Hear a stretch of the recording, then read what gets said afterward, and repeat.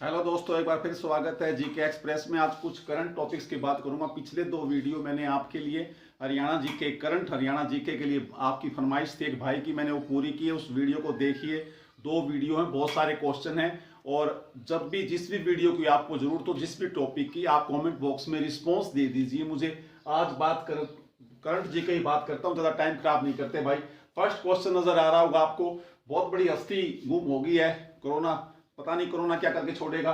तो जगन्नाथ पहाड़िया जी, हाँ जी, जगन्नाथ पहाड़िया जी की बात करता हूं।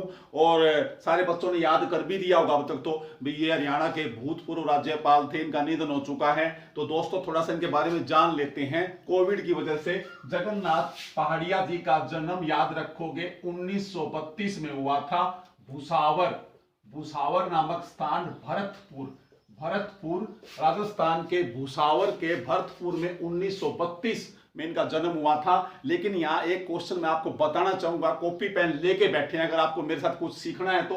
पहला क्वेश्चन ये बनता है। दूसरा जो क्वेश्चन छुपा हुआ है ना, राजस्थान के पहले और आखिरी बार आज तक दलित जो मुख्यमंत्री है ना, राजस्थान के दलित, याद रखोगे आप। तो राजस्थान के दलित मुख्यमंत्री है ना, याद रखोगे, ये 1980-81 के अंदर एक वर्ष के लिए 1980-81 में जगन्नाथ पहाड़िया जी 1980-81 में राजस्थान के प्रथम दलित मुख्यमंत्री भी बने थे। याद रखोगे 13वें, राजस्थान के संख्या पूछे तो 13वें मुख्यमंत्री बने थे। और राजस्थान के प्रथम और आखिरी, तब से लेकर आज तक इनके बाद में राजस्थान का कोई दलित व्यक्ति मुख्यमंत्री नहीं बना है। तो बहुत बड़ा क्वेश्चन है, याद रखोगे आप जगन्नाथ पहाड़िया को। अब चलते हैं हरियाणा की दुनिया में। जितने मेरे हरियाणा के भाई बहन जो क्वेश्चंस की तैयारी कर रहे हैं, यहां आपको पता होना चाहिए जगन्नाथ पहाड़िया हरियाणा के 14वें नंबर के क्या थे, राज्यपाल थे। 14 नंबर पे इनका क्रम पूछे तो 14 नंबर पे इनका राज्यपाल था। और हरियाणा के 14वें राज्यपाल बने थे। लेकिन राजस्थान के 13वें और दलित प्रथम मुख्यमंत्री राजस्थान के बने थे, याद रखोगे। और यहां भी एक छुपा हुआ क्वेश्चन है जगन्नाथ पहाड़िया जी के बारे में, आपको बता देता हूं दोस्तों। जगन्नाथ पहाड़िया जी एक वर्ष के लिए 1989-90 में बिहार के राज्यपाल भी बने थे। यह क्वेश्चन पेपर में आ सकता है, छुपा हुआ क्वेश्चन है। तो जगन्नाथ पहाड़िया जी याद रखोगे 1989-90 के अंदर एक वर्ष के लिए बिहार के राज्यपाल एक वर्ष के लिए बने हैं। 1989-90 में एक साल के लिए, याद रखोगे इस क्वेश्चन को आप। और 2009 से 2014 तक हरियाणा के 2014 तक 14वें हरियाणा के क्या बने थे, ये राज्यपाल बने थे। याद रखोगे, आपको ये क्वेश्चन आने चाहिए भाई, सीधी सी बात है। तो ये क्वेश्चन जगन्नाथ पहाड़िया प्रथम दलित मुख्यमंत्री राजस्थान के बने थे 1980-81 में, याद रखोगे। 12वें मुख्यमंत्री भैरव सिंह शेखावत के बाद यहाँ पे राष्ट्रपति शासन लगा था और उसके बाद में इनकी नियुक्ति हुई थी। याद रखोगे जगन्नाथ पहाड़िया। बहुत सारे क्वेश्चन बता दिए हैं। 1932 इनका जन्म है और इनका निधन हुआ है, याद रखोगे, हरियाणा के गुरुग्राम में। हरियाणा के गुरुग्राम में कोविड था इनको, वहां हॉस्पिटल में इनकी मृत्यु हुई है। तो बहुत सारे क्वेश्चन हैं। बिहार का एक वर्ष के लिए राज्यपाल बने हैं, याद रखोगे। हरियाणा के 14वें राज्यपाल बने हैं। और राजस्थान के, याद रखोगे, 13वें मुख्यमंत्री और राजस्थान के प्रथम और आखिरी दलित मुख्यमंत्री। क्वेश्चन पेपर में 101% आ रहा है, इसको लिख लीजिए। सेकंड क्वेश्चन की तरफ चलता हूं मैंने लिखा हियांग 2D, याद रखोगे, ये उपग्रह छोड़ दिया है, याद रखोगे, चीन ने छोड़ दिया है। 24 घंटे जो सी है, जो समुद्र है, समुद्र की जलवायु की, समुद्र की निगरानी के लिए, समुद्र की हलचल को नोट करने के लिए चीन ने एक उपग्रह छोड़ दिया है, हियांग 2D, याद रखोगे इसको। और इसको छोड़ा है लॉन्ग मार्च 4B के द्वारा इसको प्रक्षेपित किया गया है। अब मुझे बताइए, उत्तर पश्चिम चीन के अंदर कौन सा वो इसका उपग्रह लॉन्चिंग केंद्र है जहां से इसको छोड़ा गया है, उसका नाम बताइए मुझे। तो ये क्वेश्चन आपको आना चाहिए। और इससे पहले चीन ने एक चमत्कार 15 मई को भी किया है, हाँ जी, मंगल ग्रह पर तियानवेन 1 उपग्रह अपना उतार दिया है यान, और उसके अंदर से उसका कौन सा रोवर है जो वहां पर घूमेगा मंगल पर? जुरोंग। जुरोंग क्या है? चीन के अग्नि देवता का नाम जुरोंग है। तो उस मंगल पर जो रोवर है चीन का वो कौन सा है? जुरोंग है। और चीन दूसरा देश है ऐसा चमत्कार करने में, पहला कौन सा है? अमेरिका है। याद रखोगे भाई, पिछली वीडियो देखो सारी मेरी जाके, आपके लिए बनाई है, ठीक है। तीसरा क्वेश्चन है यूसी। यूसी के अंदर जेयू का मतलब याद रखोगे जुपिटर। जुपिटर हिंदी में बात करूं तो बृहस्पति, बृहस्पति ग्रह के लिए। और जुपिटर आईसी, जुपिटर जुइसी जुइसी जुपिटर और बृहस्पति ग्रह के जो चंद्रमा है ना, इनका अध्ययन करने के लिए 2029 तक यूरोपियन अंतरिक्ष एजेंसी, याद रखोगे, यूरोपा गेमेडा जो बृहस्पति है, बृहस्पति को इंग्लिश में जुपिटर बोलते हैं, तो यूरोपियन स्पेस एजेंसी 2029 तक बृहस्पति के जो चंद्रमा है, गेमेडा है, यूरोपा है, इनका अध्ययन करने के लिए एक, याद रखोगे, अंतरिक्ष यान तैयार कर रही है। उसका नाम क्या है? यूसी, याद रखोगे, जुपिटर आईसी याद रखोगे। कौन बना रहा है इसको? यूरोपियन अंतरिक्ष एजेंसी। बहुत सारे क्वेश्चन, ज्ञान, बहुत ज्यादा नॉलेज दे रहा हूं भाई, हाथ जोड़कर निवेदन है, ले लो, मेरे तो कोई काम का है नहीं, मुझे तो आता है तो आपको भी आना चाहिए, सीधी सी बात है। फिर है जी एडलिन कैस्टिलिनो, हाँ जी, ये भारत की तरफ से, याद रखो, कैस्टिलिनो 4th रनर अप रही है, ये रनर अप रही है 69वीं मिस यूनिवर्स प्रतियोगिता में, मिस यूनिवर्स 69वीं प्रतियोगिता में। और एंड्रिया कौन थी? एंड्रिया मेजा जो जीती है ना अभी, कहां की है ये? मैक्सिको की 69वीं मिस यूनिवर्स प्रतियोगिता एंड्रिया मेजा ने जीती है, जो मैक्सिको में है। और उस मिस यूनिवर्स प्रतियोगिता में भारत की जिस सुंदरी ने चौथे नंबर पर, चौथा स्थान, तीसरी रनर अप रही है। तीसरी रनर अप का मतलब बता देता हूं, पहले नंबर पे तो कौन जो विजेता है? एंड्रिया मेजा। उसके बाद अन्य 3, बेरू की, फिर कौन था? ब्राजील की, फिर पेरू की, याद रखोगे। और फिर हमारे भारत की कौन रही है? याद रखो, कैस्टेलिनो। और इसके बारे में क्वेश्चन आ सकता है, याद रखोगे। तो इसके बारे में क्वेश्चन क्या आएगा? ये मैं बता देता हूं इस तरफ जाके, एडलिन कैस्टिलिनो का जन्म 1998 में हुआ है, याद रखोगे। और ये कहां पर चली गई जन्म के बाद में? कुवैत, हाँ जी, कुवैत की राजधानी कुवैत सिटी है। तो याद रखोगे 1998 में इसका जन्म है, भारत की सुंदरी का, याद रखोगे। कुवैत में चली गई थी, कुवैत सिटी कुवैत की राजधानी है। और 15 वर्ष की आयु में ये दोबारा वापिस मुंबई आ गई थी, 15 वर्ष की आयु में दोबारा वापिस मुंबई आई है ये। और इसका माता पिता का जो संबंध है ना, पूछेंगे क्वेश्चन, भारत की जो चौथे नंबर पर मिस यूनिवर्स में जो रही है ना, उस सुंदरी का भारतीय राज्य कौन सा है? कर्नाटक। कौन से राज्य से संबंध रखती है ये? कैस्टिलिनो भारत के कर्नाटक राज्य से संबंध रखती है। 1998 का जन्म है, कुवैत में चली गई थी, 4 वर्ष की थी जब ये, उसके बाद 15 वर्ष की उम्र में आके मुंबई में रही है ये, याद रखोगे। मॉडल भी है बहुत प्रसिद्ध, तो इसको आप याद रखेंगे। लेकिन ये चौथे स्थान पर रही है। और 69वीं जो मिस यूनिवर्स प्रतियोगिता है, ये मैक्सिको की एंड्रिया मेजा ने जीत ली है। यार क्वेश्चन आने चाहिए आपको। 5th क्वेश्चन है इटालियन ओपन, हाँ जी, इटालियन ओपन राफेल नाडाल ने जीत लिया है, याद रखोगे। जोकोविच को हरा करके, जोकोविच सर्बिया का खिलाड़ी है, याद रखोगे। इटालियन ओपन, स्पेन के राफेल नडाल ने इटालियन ओपन लॉन टेनिस का जीत लिया है, याद रखोगे। और इसने सर्बिया का जो पहले नंबर पर संसार में टेनिस का कौन है, याद रखोगे, या कौन है वो? इवान जोकोविच, सर्बिया देश का, उसको हराया है। यहीं पर आपको 3 बातें बता देता हूं। टेनिस की दुनिया में जोकोविच पहले नंबर पे है, दूसरे नंबर पे जो वो है, कौन है? डेनियल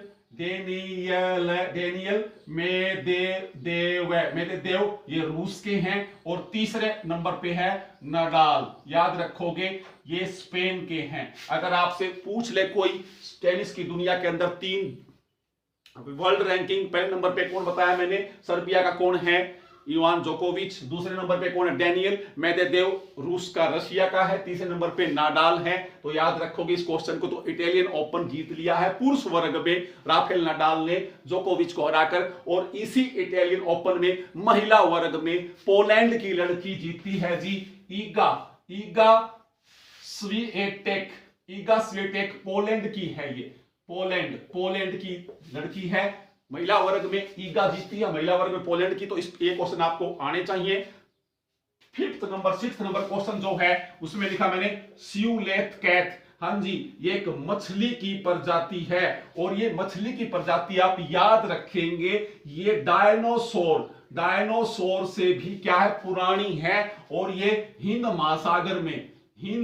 महासागर में मेडागास्कर जो द्वीप है ना, मेडागास्कर द्वीप जो हिंद महासागर में है, मेडागास्कर द्वीप के अंदर शार्क मछली का शिकार करने वाली नौका के कुछ शिकारियों को ये हाथ लगी है। बहुत दुर्लभ है ये, 1937 में भी दिखाई दी थी एक बार, लेकिन अब इन्होंने इसको पकड़ लिया। और ये डायनासोर से कितने लाख साल पुरानी है, देखो डायनासोर से पहले का जन्म है इस मछली का। तो इस मछली के बारे में क्वेश्चन आ सकता है। कहां प्राप्त हुई है, मेडागास्कर द्वीप, समुद्र कौन सा, हिंद महासागर। तो याद रखेंगे आप इस क्वेश्चन को, ठीक है ना। और अब मैंने लिखा गोपाललापुरुथ मक्कल, ये उपन्यास है, ये तमिल भाषा का उपन्यास है। और 1991 में इसी उपन्यास के लिए साहित्य अकादमी पुरस्कार मिला था। बताइए किसको मिला था, साहित्य अकादमी पुरस्कार किसको मिला था। उसका कोरोना से निधन हो गया। तमिल भाषा के बहुत बढ़िया लेखक थे राजनारायण। क्या नाम था, राजनारायण है ये, तमिल भाषा के बहुत अच्छे। देखो कोरोना से कितना नुकसान हो रहा है भाई। तो कोरोना से राजनारायण साहब की मृत्यु हो गई। लेखक थे तमिल भाषा के। और मैंने इसको उल्टा लिखा जानबूझ के ताकि आपको याद रहे, क्योंकि इसका उपन्यास पूछ सकते हैं। 1991 में इस उपन्यास, तमिल भाषा के उपन्यास के लिए इनको साहित्य अकादमी पुरस्कार दिया गया था। तो कोरोना से इनकी भी डेथ हो चुकी है। तमिल भाषा के क्या थे, लेखक थे, याद रखोगे। फिर जी हजारीबाग, हाँ जी हजारीबाग झारखंड में है। कहां पर है, झारखंड में। और हजारीबाग का रेलवे स्टेशन है ना, 6000वां वाईफाई स्टेशन बना दिया है रेलवे ने। 6000वां वाईफाई रेलवे ने हजारीबाग झारखंड को 6000वां वाईफाई स्टेशन बना दिया है। और रेलवे द्वारा 2016 में मुंबई रेलवे स्टेशन से शुरू की गई थी। भारत के सभी रेलवे स्टेशनों को वाईफाई स्टेशन बनाने की योजना 2016 में मुंबई से शुरू की गई थी, याद रखोगे। और इसके अंदर रेलवे का डिपार्टमेंट है रेलटेल। इसमें मदद कौन कर रहा है, रेलटेल इसमें मदद करता है वाईफाई बिछाने में, पूरे उसके अंदर रेलवे स्टेशन को डिजिटल बनाने में। याद रखोगे। तो हजारीबाग मैंने बताया झारखंड से 6000वां वाईफाई रेलवे स्टेशन कोई योजना पूछे तो मुंबई से शुरू हुई है। 2016 में रेलटेल इसका क्या करती है, देख रेख करती है, याद रखोगी संस्था, ठीक है ना। फिर लिखा थी मैंने फीफा 2022, हाँ जी ये कहां पर होगा, दोहा कहां की राजधानी है, कतर, खाड़ी देश की। और इससे उत्तरी कोरिया ने अपना नाम वापस ले लिया है। फीफा फुटबॉल की संस्था है, फीफा वर्ल्ड कप फुटबॉल का है। खाड़ी देश कहां है, कतर बहुत धनी देश है, प्रति व्यक्ति आय में, याद रखोगे आप। और उसकी राजधानी दोहा में होगा। 2022 का क्या, कौन सा, फुटबॉल का वर्ल्ड कप, फीफा फुटबॉल का वर्ल्ड कप। उससे उत्तरी कोरिया, किम जोंग उन जो तानाशाह है उसने नाम वापस ले लिया। उससे पहले इन्होंने टोक्यो ओलंपिक से भी, जापान में होने वाले टोक्यो ओलंपिक से भी इसने अपना नाम वापस ले लिया है। ये कहता है कि मेरे खिलाड़ियों को, मैं नहीं चाहता कि कोरोना हो। तो यही 2 क्वेश्चन आप याद रखोगे। उसके बाद मैंने लिखा फरजाद बी गैस परियोजना ईरान की प्रसिद्ध योजना है, याद रखोगे, ईरान की। और ईरान ने इसके अंदर से भारत को बाहर का रास्ता दिखा दिया है।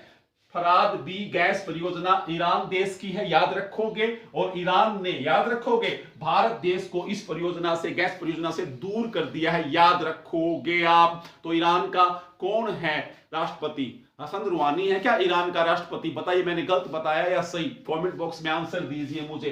तो ये तेहरान, ईरान की राजधानी क्या है, तेहरान है क्या? हाँ जी, तेहरान ईरान की राजधानी है। तो इस गैस परियोजना से भारत को बाहर का रास्ता दिखा दिया है ईरान ने, याद रखोगे आप। फिर जी मैंने लिखा सिमोर्ग, याद रखोगे। सिमोर्ग एक फारसी की जो याद रखोगे काल्पनिक जो पुरानी कहानियां है ना, उन कहानियों का एक काल्पनिक पक्षी है सिमोर्ग। फारसी भाषा की कहानियों का पक्षी है सिमोर्ग। और इसी के नाम पर ईरान ने एक कंप्यूटर बनाया, सबसे तेज कंप्यूटर बना दिया है, याद रखोगे। और कबीर अमीर या अमीर करीब क्या प्रौद्योगिकी, ये विश्वविद्यालय है तेहरान में। ईरान की राजधानी तेहरान के अंदर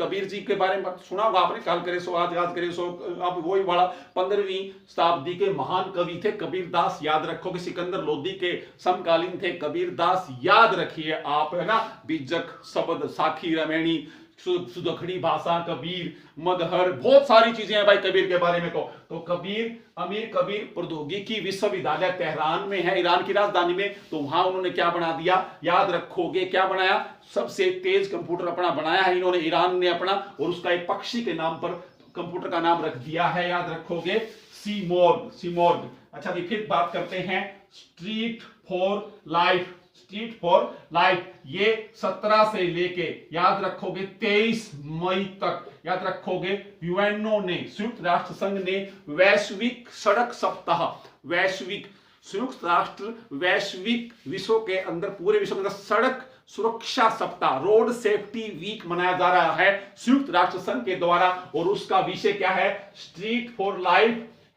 #Love30। 17 से 23 मई तक संयुक्त राष्ट्र संघ क्या बना रहा है, याद रखोगे, वैश्विक सड़क सुरक्षा सप्ताह मना रहा है, इसको आप याद रखोगे भाई। उसका विषय था। फिर मैंने लिखा ग्लासगो में मैंने पिछले वीडियो में बताया था, याद रखोगे, COP 26 जलवायु परिवर्तन की 1 से 12 नवंबर के अंदर, याद रखोगे, इसकी अध्यक्षता यूके करेगा। जलवायु परिवर्तन की जो बैठक है, जो सम्मेलन है, सेमिनार है, COP 26 ग्लासगो में होगा। और ग्लासगो स्कॉटलैंड देश है ना, जो उसका एक प्रसिद्ध शहर है ग्लासगो। आप याद रखेंगे आप इस क्वेश्चन को। तो COP 21 मैंने पीछे बताया था वीडियो में, दोबारा से आज फिर बता रहा हूं, याद रखोगे। और पर्यावरण जोखिम के, और ये ग्लासगो है ना, पर्यावरण जोखिम जो सूचकांक है ना, रहने के सबसे ज्यादा सुरक्षित पर्यावरण की दृष्टि से, इन्वायरमेंट की सेफ्टी से सबसे सुरक्षित दो जो देश है ना, जो शहर है ना, वो ग्लासगो घोषित किया गया 2021 का।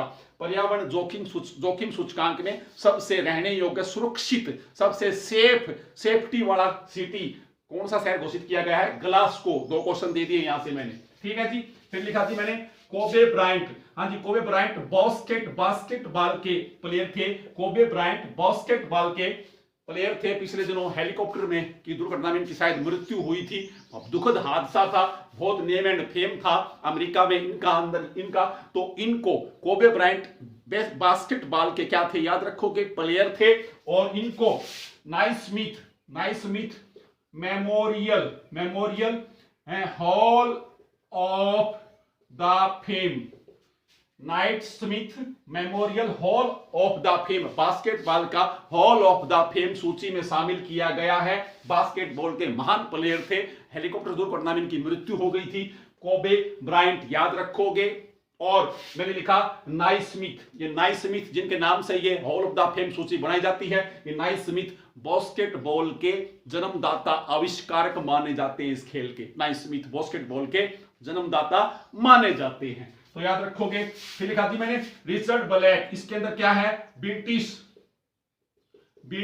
मास्टर्स कप है जी, ये गोल्फ का जी, ब्रिटिश मास्टर्स कप गोल्फ का जीत लिया है जी रिचर्ड ब्लैक ने ब्रिटिश मास्टर कप गोल्फ का जीत लिया है, याद रखोगे। इसी टूर्नामेंट बताइए भारत का उस व्यक्ति का नाम बताइए जिसने 34वां नंबर प्राप्त किया था, उस भारतीय गोल्फर का नाम बताइए जिसने ब्रिटिश मास्टर्स कप जो गोल्फ का है। भाई लगातार बोल रहा हूं ना, तो पूछो मत, दिमाग बहुत तेज घूम रहा है। तो इसके अंदर भारत के 34 नंबर पे उनका नाम बताइए मुझे कौन है।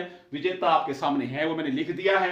फिर मैंने लिखा जी अर्जुन भुल्लर, हाँ जी, ये भारतवंशी हैं और ये कनाडा देश के अंदर रहते हैं और मिक्स मार्शल आर्ट का खिताब जीत लिया है। मिक्स मार्शल आर्ट आप देखते रहते हो, लात, गुस्से, कुश्ती सब कुछ मिक्स होता है। मिक्स मार्शल आर्ट का खिताब जीतने वाला प्रथम भारतवंशी कौन है? अर्जुन भुल्लर है। ये कनाडा के अंदर रहते हैं लेकिन भारत से गए हुए हैं, तो भारतवंशी प्रथम है जिसने MMA खिताब पहली बार जीता है। याद रखो, पेपर में लाइक क्वेश्चन है। फिर लिखा जी मैंने कोवी एड पोर्टल। इस पोर्टल की स्थापना नीति आयोग ने की है। कोवी एड पोर्टल नीति आयोग ने शुरू किया है। याद रखोगे, नीति आयोग की स्थापना आपको पता ही है, योजना आयोग की जगह की गई थी 1 जनवरी 2015 को। याद रखो, अमिताभ कांत इसके CEO हैं। याद रखोगे, नीति आयोग। बहुत सारे क्वेश्चन है भाई। फिर है जी कुंडोली क्या है? एक आरक्षित वन है। आरक्षित वन है, कहां पर है? असम के अंदर। और ये क्यों चर्चा में? इसमें 17 हाथियों की मृत्यु हो गई। कुंडोली असम का आरक्षित वन है जिसमें 17 हाथियों की मौत हुई है। याद रखोगे। और जब असम का नाम आता है तो असम में योजना चलाई गई है आहार। कौन सी योजना? आहार योजना असम में चलाई गई है। दूसरा क्वेश्चन असम का दे रहा हूं। आहार योजना पेट भरने के लिए, गरीबों को भोजन देने के लिए आहार योजना असम की है। हेमंत बिस्वा शर्मा असम के नए मुख्यमंत्री बने हैं, आपको पता है। याद रखोगे। फिर लिखा जी मैंने गुंजन शाही, ये बाटा इंडिया की नई CEO। बाटा इंडिया कंपनी है, बाटा के चप्पल जूते आप पहनते हो तो बाटा इंडिया के नई कार्यकारी निदेशक बना दे गए हैं। गुंजन शाही को बाटा इंडिया का नया निदेशक नियुक्त किया गया है। बाटा आपको पता है चप्पल जूतों की कंपनी है। याद रखोगे। फिर प्लाज्मा थेरेपी, जो हमारा खून है, खून के अंदर जो पीले रंग का जो भाग होता है प्लाज्मा बोलते हैं उसको। और इस प्लाज्मा थेरेपी का उपयोग कोविड के रोगियों को ठीक करने के लिए किया जा रहा था, लेकिन इसके साइड इफेक्ट्स बताए हैं, इसलिए प्लाज्मा थेरेपी के तरीके से कोविड का इलाज करना बंद कर दिया गया है। कोरोना का इलाज अब प्लाज्मा थेरेपी के तरीके से नहीं होगा, इस पर रोक लगा दी गई है। याद रखोगे। फिर लिखा दी मैंने कृषि निर्यात सुविधा केंद्र, ये भारत का प्रथम है जी। इसको पुणे में खोला गया है जी। भारत का प्रथम कृषि निर्यात सुविधा केंद्र, भारत का प्रथम कृषि निर्यात सुविधा केंद्र पुणे महाराष्ट्र में खोला गया है। आई रिपीट, भारत का प्रथम माना जाता है। और पुणे को आप दक्कन कवीना आप बोलते ही हो। याद रखोगे, पुणे महाराष्ट्र। और पुणे के अंदर ही क्या है? वायरोलॉजी, अंतरराष्ट्रीय विषाणु शोध संस्थान, अंतरराष्ट्रीय भारत का राष्ट्रीय विषाणु शोध संस्थान भी पुणे के अंदर है। याद रखोगे। फिर जी मैंने लिखा मिंडेरू फाउंडेशन रिपोर्ट, ये एक ऑस्ट्रेलिया की संस्था ने जारी की है जी। मिंडेरू फाउंडेशन रिपोर्ट ऑस्ट्रेलिया ने दी है। और ये जो प्लास्टिक प्रति व्यक्ति प्लास्टिक की जो गंदगी फैलाते हैं ना, प्रति व्यक्ति जो प्लास्टिक की गंदगी फैलाते हैं, उसके अंदर भारत का 94वां नंबर दिया है इन्होंने इस रिपोर्ट में। प्रति व्यक्ति एक व्यक्ति प्लास्टिक का कचरा कितना फैलाता है, तो याद रखो भारत का इस सूची में 94वें नंबर पे आया है। और पहले नंबर पे आया है सिंगापुर सबसे ज्यादा, सिंगापुर का प्रति व्यक्ति सबसे ज्यादा हर व्यक्ति प्लास्टिक का कचरा फैलाता है। दूसरे नंबर पे आया है इसके अंदर ऑस्ट्रेलिया। याद रखोगे। तो प्रति व्यक्ति कचरा फैलाने में पूछ ले आपसे, ऑस्ट्रेलिया दूसरे नंबर पे, सिंगापुर पहले पे। और इसी सूची के अंदर याद रखोगे भारत का नंबर 94 नंबर पे भारत है। याद रखोगे। और इसके बाद में सिंगल यूज जो प्लास्टिक है उसका कचरा फैलाने में चीन सबसे ज्यादा कचरा फैला रहा है। याद रखोगे इस बात को। और चीन से मुझे क्वेश्चन याद फिर आ रहा है, चीन सिंगल यूज प्लास्टिक सबसे ज्यादा चीन फैलाता है। याद रखोगे। और प्रति व्यक्ति जो प्लास्टिक है सबसे ज्यादा वो बताया मैंने सिंगापुर। और चीन ने अपने पाठ्यक्रम के अंदर, स्कूलों के अंदर सभी प्रकार के जो विदेशी जो विषय है ना, फॉरेन के जो सब्जेक्ट हैं, विदेशी विषय चीन ने अपने सभी स्कूलों से हटा दिए हैं। चीन में अब कोई विदेशी दूसरे देश का सब्जेक्ट स्कूलों में नहीं पढ़ाया जाएगा। क्वेश्चन खतरनाक है। फिर जी सिक्किम, 16 मई लिखा मैंने, 16 मई याद रखोगे 1975 को सिक्किम भारत का 22वां राज्य बना था। तो 16 मई को सिक्किम ने अपना स्थापना दिवस मनाया है। याद रखोगे। और सिक्किम के अंदर याद रखोगे, सिक्किम और जो भारत और सिक्किम की जो संधि हुई थी वो 1950 में हुई थी। भारत और सिक्किम की जो संधि 1950 में हुई थी। और 16 मई 1975 को सिक्किम या राजतंत्र को छोड़कर भारत के लोकतंत्र में इसने अपनी आस्था दिखाई थी। तो सिक्किम भारत के अंदर विलय 1975 16 मई को हुआ था और 22वां राज्य बना था सिक्किम। या राजधानी आप सिक्किम की गंगटोक पढ़ते हो, आपको याद होगी ये बात। और इसी के साथ याद रखोगे प्रीतम मोहन मलिक, प्रीतम मोहन सिंह मलिक ने सिक्किम के ऊपर किताब लिखी है। लेखक का नाम है प्रीतम मोहन सिंह मलिक। सिक्किम के ऊपर बुक लिखी है इसी विषय के ऊपर, तो याद रखोगे। और पूछ ले आपसे 1950 या 75 से पहले सिक्किम में किस राजवंश का शासन था? नामग्याल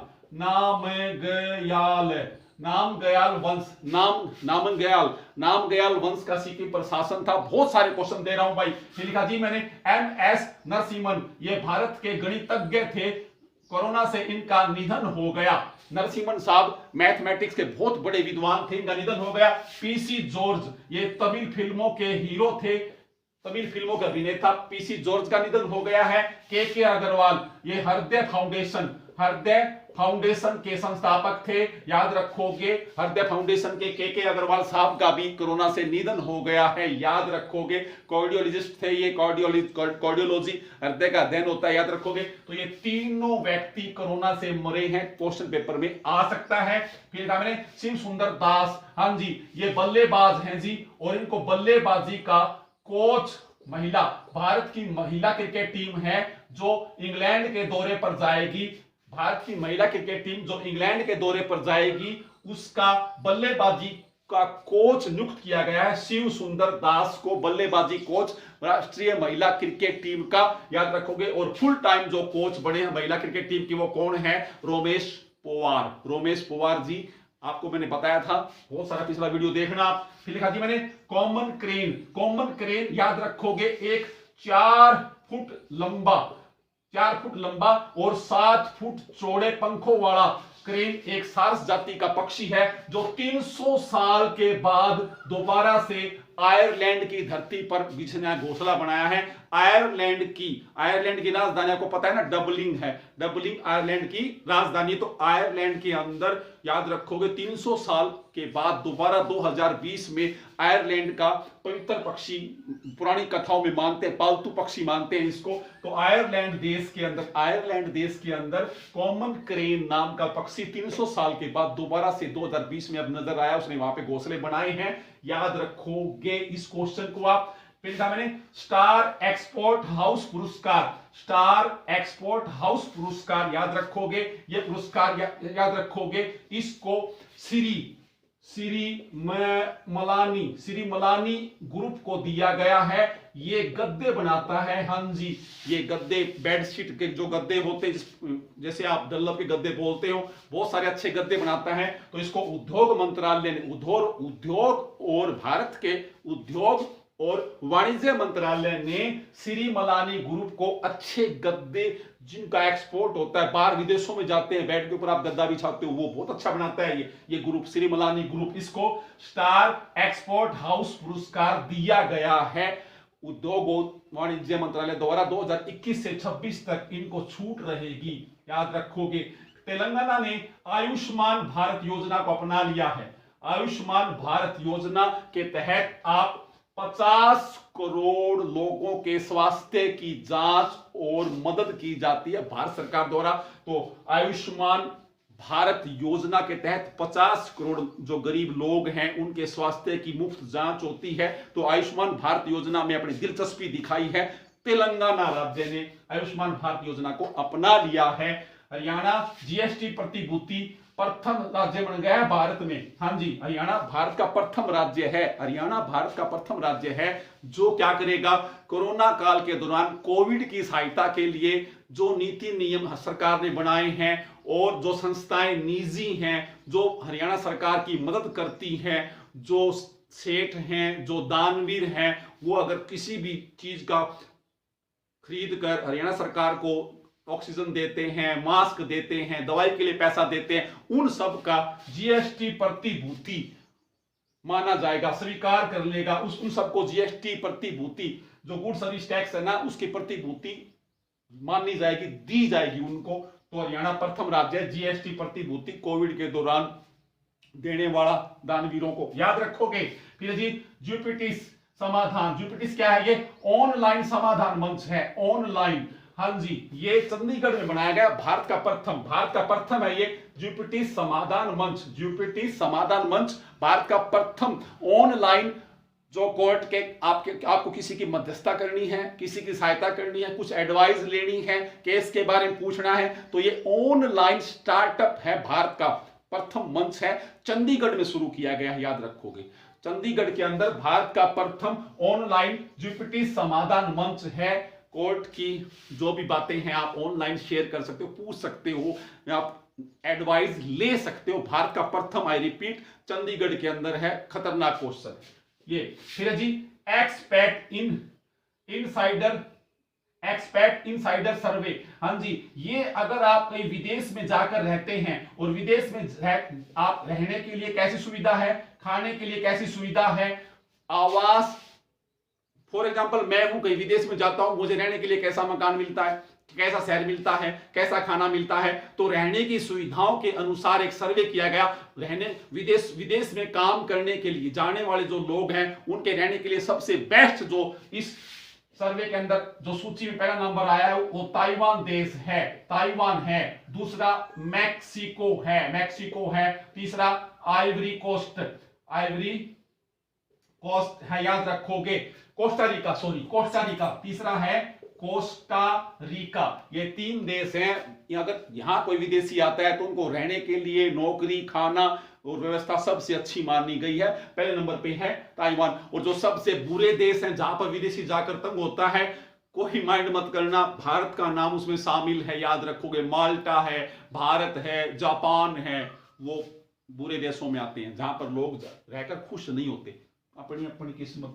फिर जी, विधान परिषद, बंगाल सरकार, ममता बनर्जी सरकार ने क्या कह दिया है। ममता बनर्जी ने, टीएमसी की सरकार बनी है, वहां पर उन्होंने कह दिया कि हम बंगाल के अंदर क्या करेंगे, विधान परिषद की स्थापना करना चाहते हैं। अब मुझे बताइए, भारत के कितने राज्यों में विधानसभा के, राज्य की जो विधानसभा है, लेजिस्लेटिव है, उसके अंदर कितने में 2 सदन है, विधान परिषद और विधानसभा। महाराष्ट्र में है क्या, कितने राज्य हैं बताइए जहां पर विधान परिषद भी है और विधानसभा भी है, कमेंट बॉक्स में बताइए मुझे आप। तो ये अपना बंगाल की कोशिश करने जा रहा है। फिर है जी, सीएम वृक्षारोपण प्रोत्साहन योजना। ये छत्तीसगढ़ के मुख्यमंत्री भूपेश बघेल हैं। छत्तीसगढ़ के मुख्यमंत्री भूपेश बघेल हैं, याद रखोगे। और इन्होंने सीएम मुख्यमंत्री वृक्षारोपण प्रोत्साहन योजना, मुख्यमंत्री वृक्षारोपण प्रोत्साहन योजना छत्तीसगढ़ के मुख्यमंत्री सीएम कौन है, भूपेश बघेल ने शुरू की है। और जब छत्तीसगढ़ का नाम याद आता है, मुझे क्वेश्चन और याद आता है, आभासी पढ़ाई, आभासी विद्यालय योजना को शुरू करने की भी इन्होंने मांग उठाई है। अभी बच्चों की पढ़ाई खराब न हो, आभासी विद्यालय की योजना भी ये बनाने जा रहे हैं। फिर जी, smart city index international online forum. ये पहली बार आयोजन हुआ है smart city international online forum का। ये मॉस्को में हुआ है जी, मॉस्को, रूस की राजधानी मॉस्को में पहला, याद रखोगे, स्मार्ट सिटी इंटरनेशनल, याद रखोगे, ऑनलाइन फोरम का आयोजन किया गया है। याद रखोगे 24, 25, तारीख जो अब ये है हमारी आएंगी, इनको किया जाएगा, याद रखोगे। और जब स्मार्ट सिटी की बात आती है तो भारत के अंदर स्मार्ट सिटी की जो व्यवस्था है, उनको लागू करने के अंदर पहला जो पुरस्कार है भारत के झारखंड राज्य को दिया गया है। याद रखोगे, भारत के झारखंड राज्य को भारत के अंदर स्मार्ट सिटी योजना की सभी चीजों को अच्छी तरह से लागू करने के लिए झारखंड राज्य को दिया गया है, याद रखोगे आप। लास्ट क्वेश्चन है जी, वर्ल्ड ऑफ वर्क शिखर सम्मेलन का आयोजन ILO करेगा, इंटरनेशनल लेबर ऑर्गेनाइजेशन। कोविड-19 जो कोरोना है, कोविड-19 उसके दौरान जो लोग हैं किस प्रकार जुड़ते हैं आपस में, कैसे काम करते हैं, इसके ऊपर एक वर्कशॉप का, एक सम्मेलन का आयोजन किया जाएगा जून के महीने में, जून 2021 के अंदर।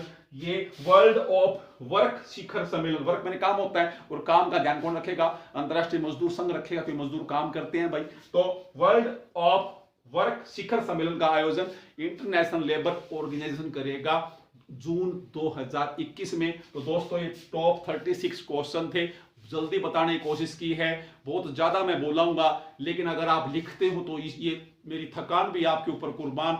पढ़िए आप, लोग आलोचना करते हैं, लोगों का काम है बुराई करना, मेरी नहीं तो आपकी, आपकी नहीं तो मेरी, सबकी होती है, मेरी भी होती है, लेकिन आलोचनाओं की तरफ ध्यान मत दो।